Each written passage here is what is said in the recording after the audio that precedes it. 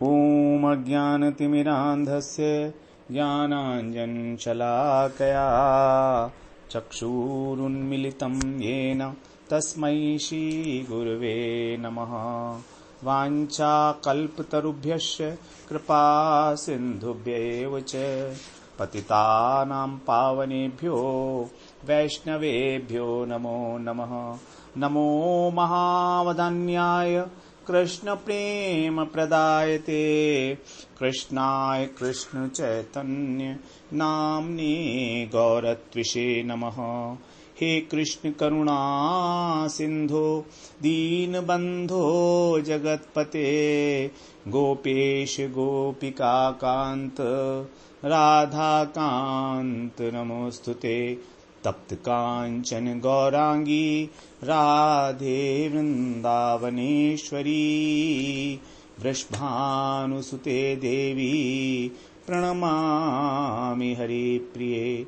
वृंदायै तुलसीदेव्यै प्रियायै केशवस्य च कृष्ण भक्ति प्रदे देवी सत्यवत्यै नमो नमः। श्री कृष्ण चैतन्य प्रभो नित्यानंद श्री अद्वैत गदाधर शिवासादि गौर भक्त वृंद। हरे कृष्ण कृष्ण कृष्ण हरे हरे, हरे राम राम राम हरे हरे। हरे कृष्णा। सर्वप्रथम मैं अपने गुरुपाद पद ओम विष्णुपाद अष्टोत्तर शत श्री श्रीमद् भक्तिवेदांत माधव गोस्वामी महाराज के चरण कमलों में अनंत कोटि दंडवत प्रणाम ज्ञापन करता हूं। हम लोग भगवद गीता का 6वां अध्याय श्रवण कर रहे हैं।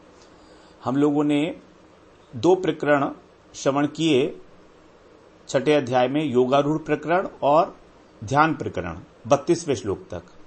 अभी आज से हमारा 3रा प्रकरण शुरू होगा, वो है मन संयम प्रकरण। मन संयम तो ये जो है बहुत छोटा सा प्रकरण है, 4 ही श्लोक हैं इसमें। 2 श्लोक जो हैं प्रश्न हैं और 2 श्लोकों में भगवान के द्वारा उत्तर हैं। तो अर्जुन ने जब प्रश्न पूछा है तो वहीं से ये प्रकरण आप शुरू हो रहा है हमारा।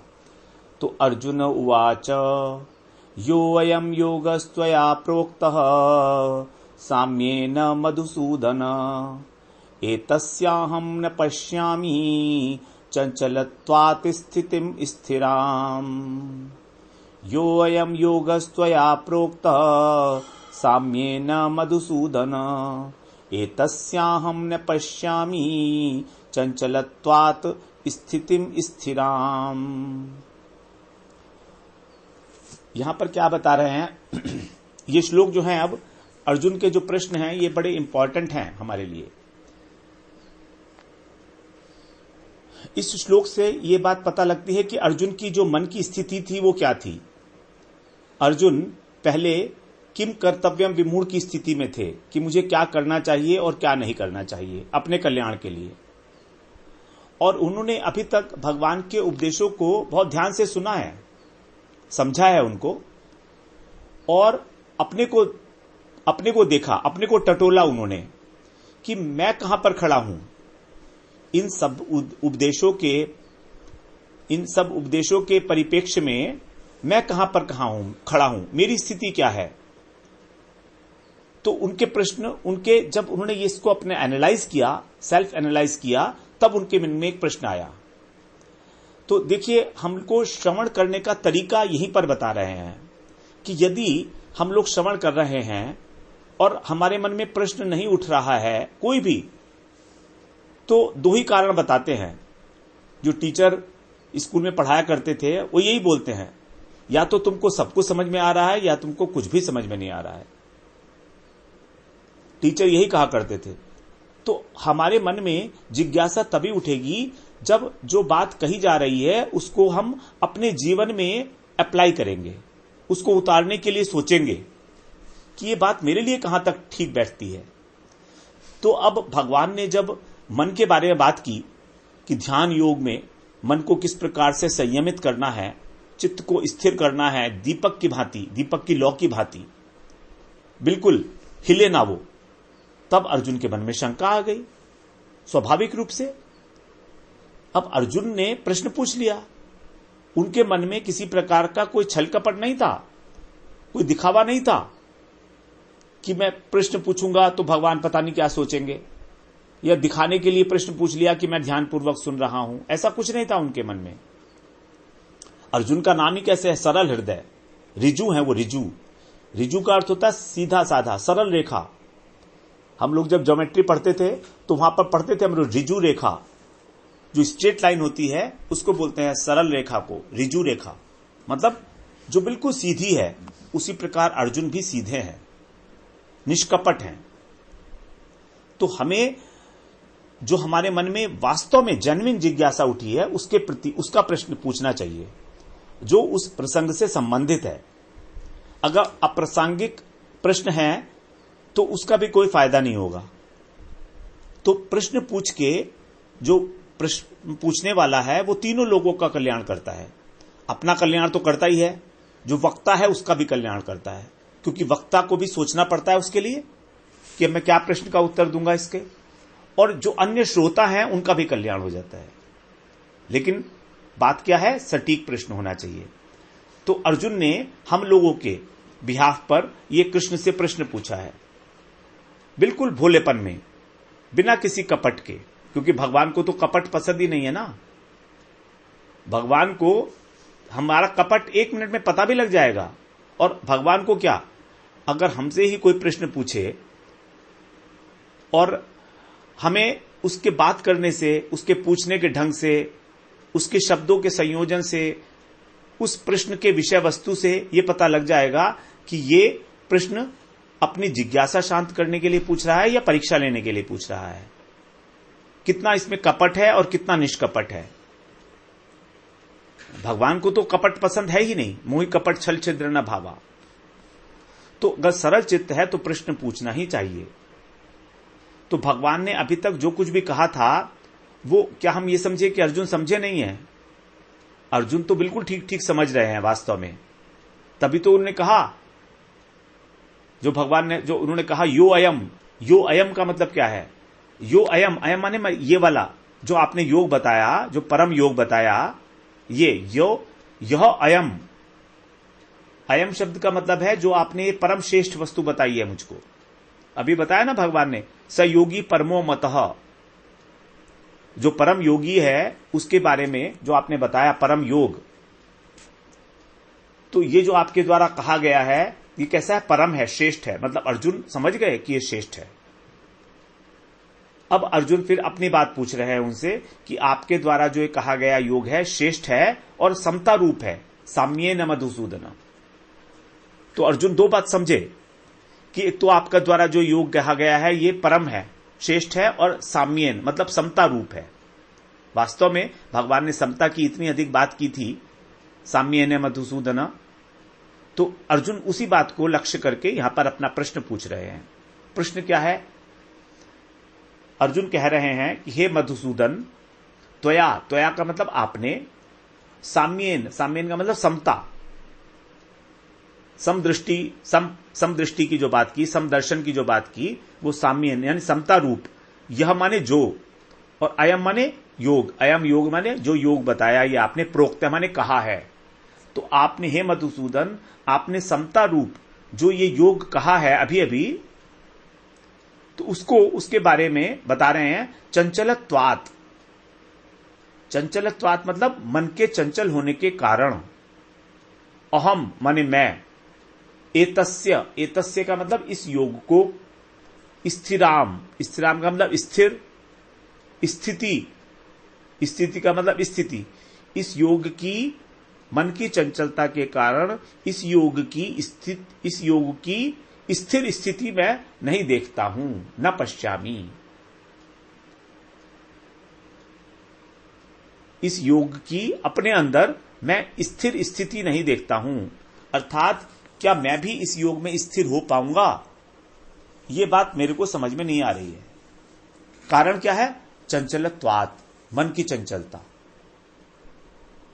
तो मन के संबंध में भगवान, वो अर्जुन जो है आगे भी विशेषणों का वर्णन करेंगे कि मन का क्या स्वभाव है, ये कैसा है। तो इसके बारे में आगे बताया मन के बारे में। तो ये यहां पर क्या बताया, चंचल है मन। चंचल का मतलब हर समय चलता रहता है, कभी इस बात की चिंता है, कभी उस बात की चिंता है। हम देखें अपने जीवन में हमारा मन कभी शांत बैठता है क्या? लगातार काम करता है, लगातार आदत पड़ी हुई है इसको।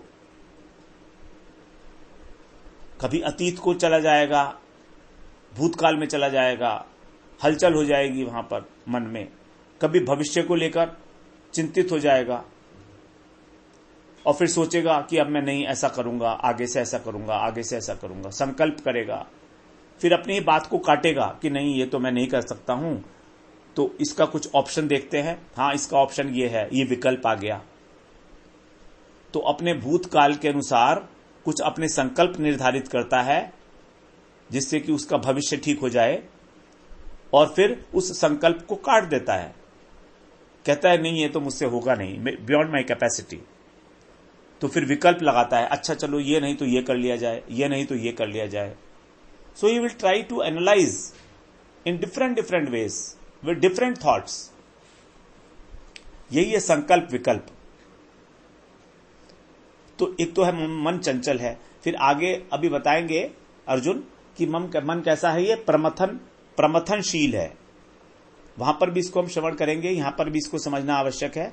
प्रमथनशील, प्रमथन का मतलब मथ देता है। ये कैसे मथता है?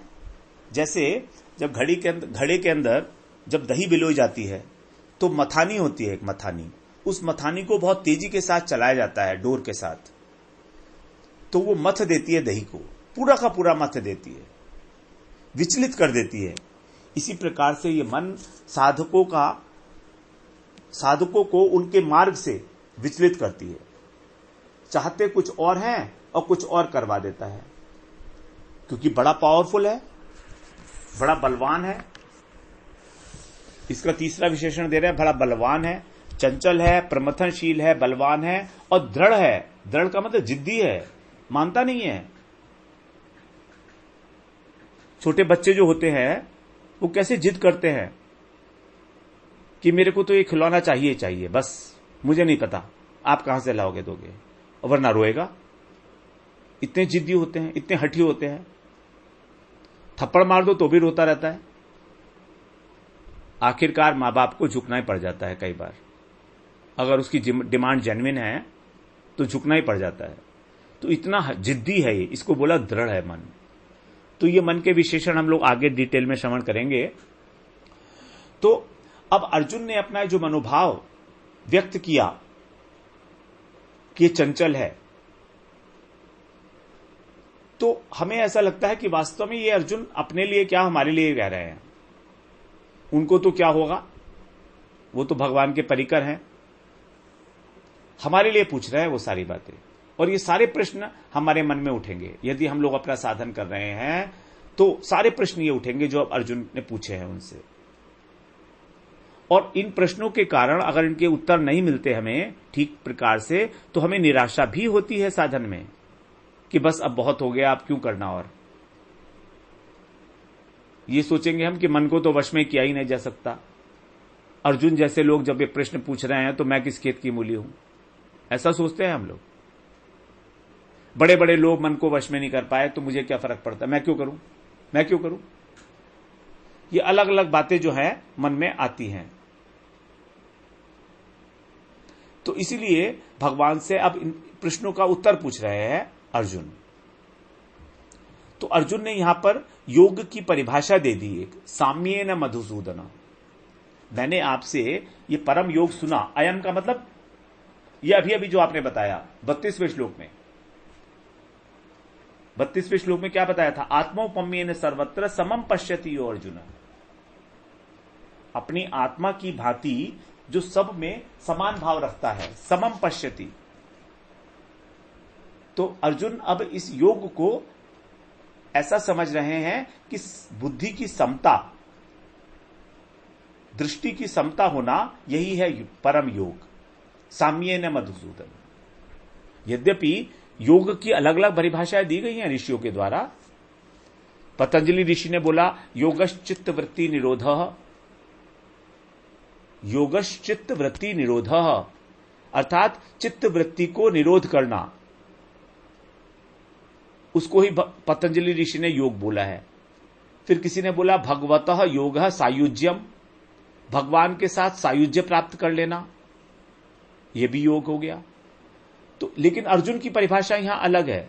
साम्येन मधुसूदन, साम्येन योगः प्रोक्तः। आपने, भगवान ने अभी यहां पर ना तो किसी समाधि का नाम लिया, केवल चित्त की निरुद्ध अवस्था का तो नाम लिया, लेकिन क्या भगवान ने यह कहा कि असंप्रज्ञात समाधि, संप्रज्ञात समाधि, ये सारे नाम तो बाद में पतंजलि ऋषि के दिए हुए हैं। निर्विकल्प समाधि, निर्बीज समाधि, इन किसी को भी भगवान ने योग नहीं कहा। ये तो अंग है अष्टांग योग के। भगवान ने कहां कहा कि सभी समाधि ये योग है, ये नहीं कहा भगवान ने। भगवान ने केवल योग का वर्णन किया समता की दृष्टि से। तो इसका मतलब यह है कि अर्जुन वास्तव में जो भगवान कहना चाह रहे हैं उसको ग्रहण कर रहे हैं। उन्होंने भगवान की टीका के ऊपर, भगवान की बातों के ऊपर कोई अपनी व्याख्या नहीं करी योग की। वरना अर्जुन कहते कि अलग अलग ऋषियों ने तो अलग अलग बातें की हैं योग के बारे में। चित्तवृत्ति निरोध कहा है, किसी ने सायुज्य कहा है।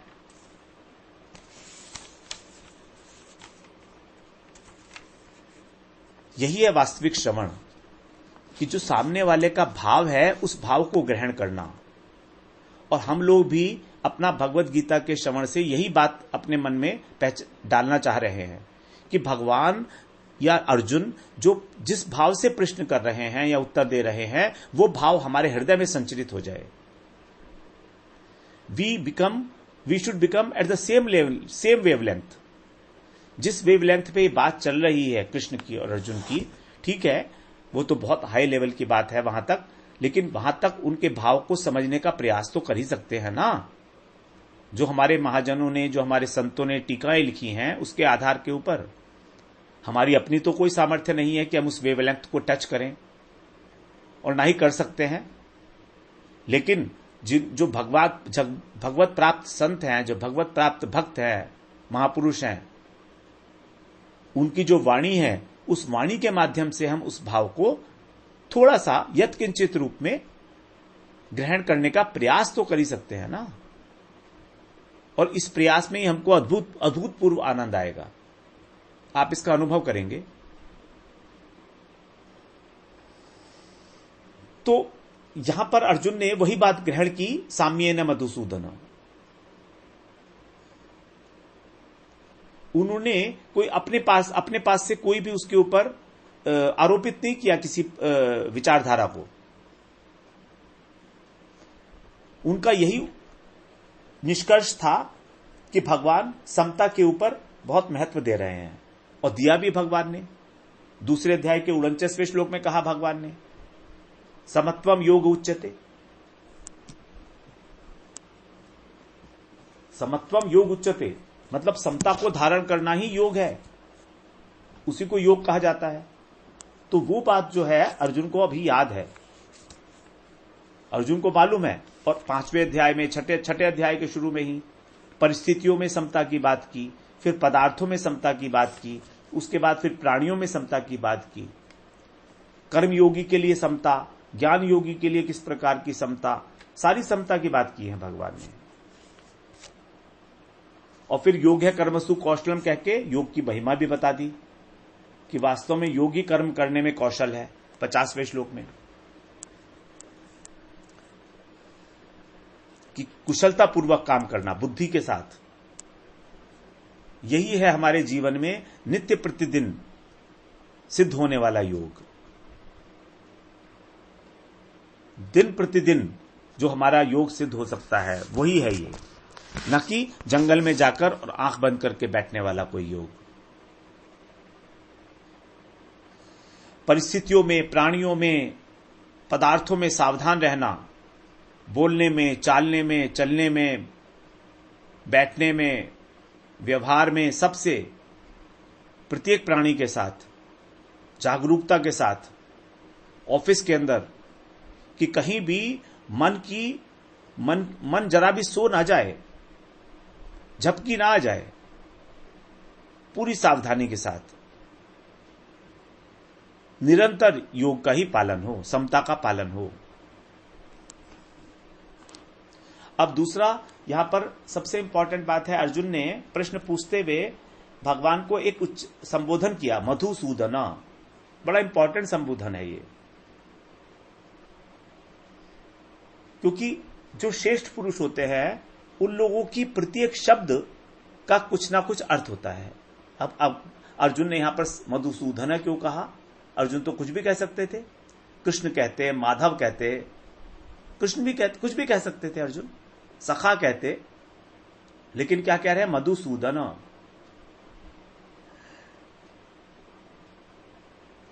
आप कौन हो?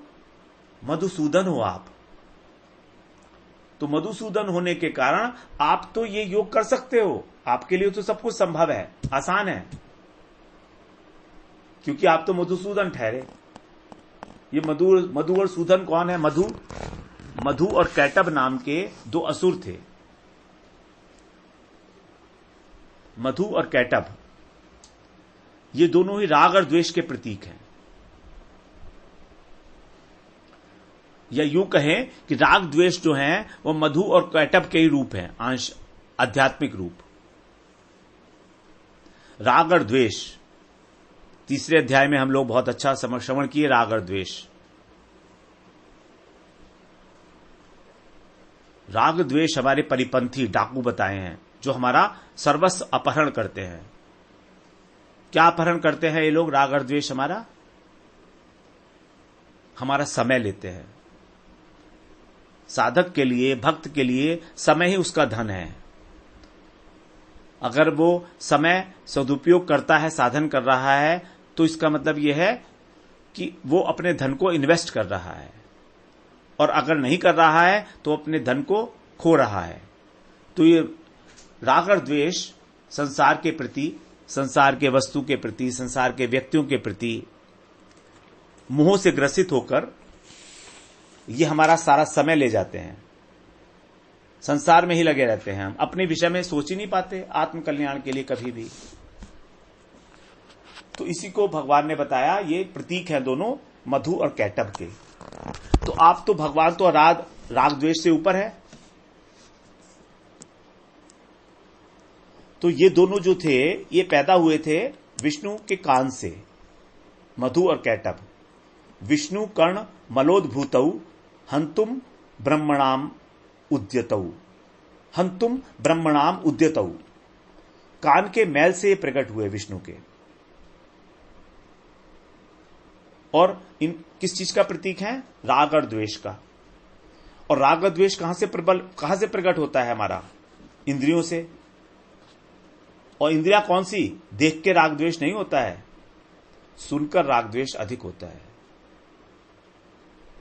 सुनकर, कानों के द्वारा। कहा था ना भगवान ने, इंद्रियस्य इंद्रियस्यार्थे राग द्वेषौ व्यवस्थितौ। इंद्रियों के विषयों के अंदर राग और द्वेष व्यवस्थित हैं। तो कहां पर हैं ये राग द्वेष? हमारी इंद्रियों में। और सबसे हमारी जो इंपॉर्टेंट इंद्रिया है जिसमें राग द्वेष बैठते हैं, वो आंखों से भी जो ज्यादा राग और द्वेष को बिठाती है, वो इंद्रिय है हमारी कर्ण, कान। तीसरे अध्याय का 34वां श्लोक है। कानों के थ्रू ये हमारे हृदय के अंदर प्रवेश करते हैं। मतलब निंदा, किसी की निंदा करना, चुगली करना, बुराई करना, कानाफूसी करना, ये क्या है? कान के मैल हैं। तो जिस प्रकार भगवान के कान के मैल से दोनों प्रकट हुए थे, वैसे ही जब हम लोग अपने कान के मैल में इन्वॉल्व हो जाते हैं, निंदा करते हैं, चुगली करते हैं, तब हमारा राग और द्वेष हो जाता है। This is natural. जो कुछ भी हम डिस्कस करेंगे, विचार करेंगे, हम वही हो जाते हैं। तो इसलिए हमें बड़ा सावधान रहना पड़ेगा कि कहीं हमें कोई लूट ना लें, क्योंकि इनको बताया भगवान ने परिपंथी, इनको वश में करना है, तयोर्न वशम आगच्छेत तौ ही अस्य परिपंथिनौ। तो हमारा सारा समय यही ले जाते हैं, हमें पता भी नहीं लगता कि हम जब बुराई करते हैं किसी व्यक्ति की तो हमारा कितना समय चला गया हमें पता लगता है क्या? बिल्कुल भी नहीं पता लगता, बिल्कुल भी। तो ये क्या करते हैं, ये हमारे हृदय के अंदर राग और द्वेष का जहर डालते हैं। तो जब ये दोनों प्रकट हुए, राग मधु और कैटभ, ये दोनों ब्रह्मा जी को मारने के लिए तैयार हुए। हंतुम ब्रह्मणाम उद्यतौ, पैदा होकर ब्रह्मा जी को मारने के लिए दौड़े। उसी प्रकार से ये राग द्वेष भी हमारे अंदर हमारे अंतःकरण का नाश करने के लिए तैयार हो जाते हैं। हम जिस स्थिति में भी हैं उस स्थिति से ही हमको विचलित कर देते हैं और हमारे अंतःकरण का नाश कर देते हैं, हमारी बुद्धि का नाश कर देते हैं। ब्रह्मा जी बुद्धि के उपास्य देव हैं, बुद्धि के अधिष्ठात्र देव हैं चंद्रमा और बुद्धि के उपास्य देव हैं ब्रह्मा। तो अब इनका वध कैसे किया जाए? तो भगवान ने इनका वध किया है।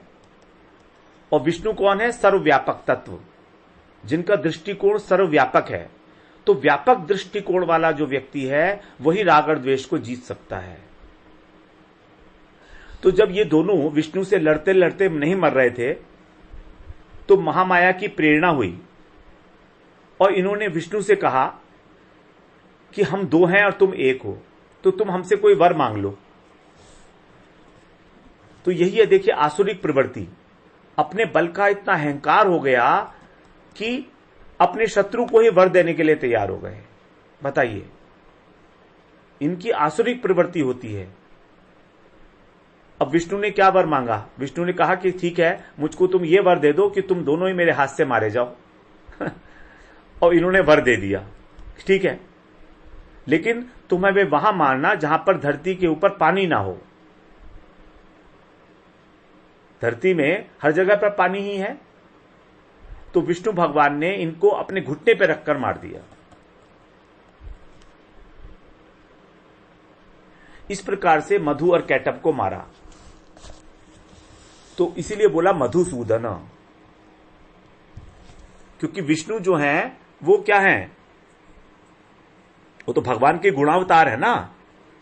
कृष्ण के जो 6 अवतार हैं, पुरुषावतार, गुणावतार, लीलावतार, मनवंतरावतार, युगावतार और शक्त्यावेश अवतार। तो इसमें से पुरुषावतार तो हो गए हमारे कारुणोदकशाही विष्णु, गर्भोदकशाही विष्णु और क्षीरोदकशाही विष्णु। और गुणावतार है ब्रह्मा, विष्णु, महेश।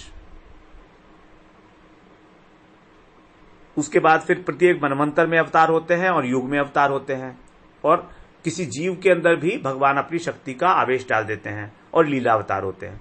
तो विष्णु ने अपने घुटने पर रखकर इनको मारा। यहां पर पानी नहीं था। पानी का क्या अर्थ है? पानी का अर्थ यह है कि जहां पर संसार का रस ना हो, विषयों का रस ना हो, अर्थात वैराग्य हो, विरक्ति हो। तो विरक्ति और वैराग्य, यही है राग द्वेष को मारने का तरीका। वैराग्य से ही राग और द्वेष मरते हैं। वैराग्य का मतलब जब हमें किसी चीज की आवश्यकता ही नहीं है तो ना राग होगा ना द्वेष होगा। इसीलिए कहा उनको कि तुम मधुसूदन हो और राग द्वेष को तुम मिटाकर समता को धारण कर सकते हो। सबके साथ समतापूर्ण व्यवहार कर सकते हो, लेकिन मैं तो नहीं कर सकता, मैं तो अर्जुन हूं। इसलिए भगवान को मधुसूदन कह के पुकारा अर्जुन ने। अब हम लोग बात करते हैं अगली बार चंचलत्वात्, कि मन चंचल किस प्रकार से है। वांछा कल्पतरुभ्यश्च कृपा सिंधुभ्यैव च पतितानां पावनेभ्यो वैष्णवेभ्यो नमो नमः।